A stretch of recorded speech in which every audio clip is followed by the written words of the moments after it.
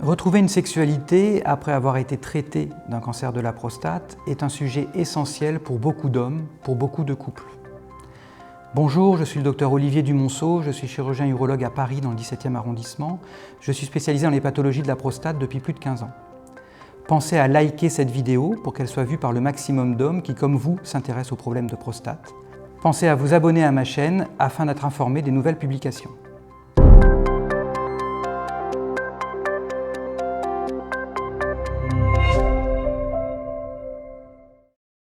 Après avoir été traité d'un cancer de la prostate, une fois que le traitement a été efficace, la vie redevient normale et pour beaucoup de patients, la sexualité reprend de l'importance. Il est toujours intéressant de noter que devant un cancer de la prostate, un certain nombre de patients vont être plus inquiets des conséquences, notamment sur leur sexualité, que des conséquences éventuelles du cancer.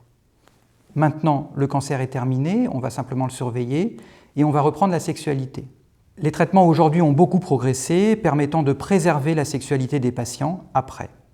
La chirurgie, grâce à la robotique, la radiothérapie avec des machines de plus en plus précises.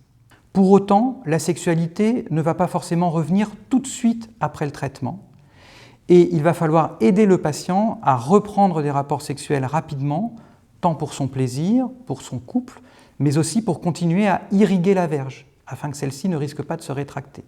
Plusieurs facteurs vont entrer en compte dans la récupération de la sexualité, outre bien sûr la qualité de la préservation des nerfs érectiles pendant le traitement. Premier facteur essentiel, comment était la sexualité avant? L'objectif, on le rappelle, est de retrouver après l'intervention la sexualité qu'on avait avant l'intervention.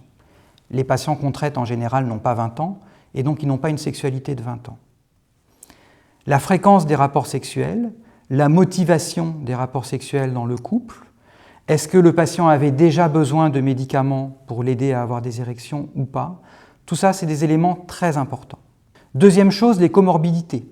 Est-ce qu'il existe ce qu'on appelle un syndrome métabolique avec de l'hypertension, du diabète, du cholestérol, un surpoids?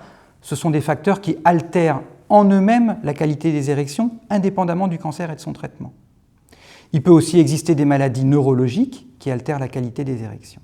Une fois qu'on a cerné le problème, on va pouvoir proposer des traitements aux patients.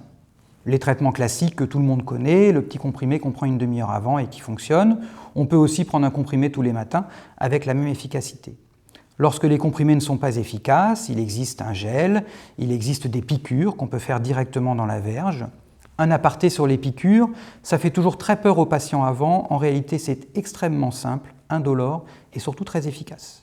Lorsqu'aucun des traitements ne fonctionne, on va proposer aux patients de mettre en place un implant pénien. Là encore, premier réflexe du patient, il a peur. En réalité, l'implant pénien ne se voit pas. Il permet au patient de prendre du plaisir et d'en donner à son ou sa partenaire. On le voit bien, aujourd'hui, la sexualité est un élément important pour nous quand on prend en charge nos patients qui ont un cancer de la prostate. Deuxième point évidemment très important dans la sexualité, l'orgasme, le plaisir. Les traitements du cancer de la prostate, on le sait, altèrent l'éjaculation. Après chirurgie, c'est très simple, il n'y a plus d'éjaculation du tout. Après radiothérapie, il existe une éjaculation qui est anecdotique, quelques gouttes, en général de couleur un peu marron. Toujours est-il qu'après cancer de la prostate, le patient est stérile. C'est extrêmement important de le prévenir avant, et s'il existe un désir de paternité, il faut absolument aller préserver du spermocécose avant l'intervention. Après, ce sera trop tard. L'orgasme est donc ce qu'on appelle un orgasme sec. Ça ne veut pas dire qu'il n'y a pas de plaisir, bien au contraire, un certain nombre de patients me disent même que le plaisir est plus prolongé qu'avant, du fait qu'il n'y ait pas d'éjaculation. Avant le traitement, le patient est inquiet pour son cancer, mais on sait très bien qu'une fois que le traitement sera fait, il va reprendre une vie normale et la sexualité va reprendre sa place. J'espère que cette vidéo vous a intéressé, que vous en avez appris plus sur la sexualité après traitement du cancer de la prostate. À très bientôt.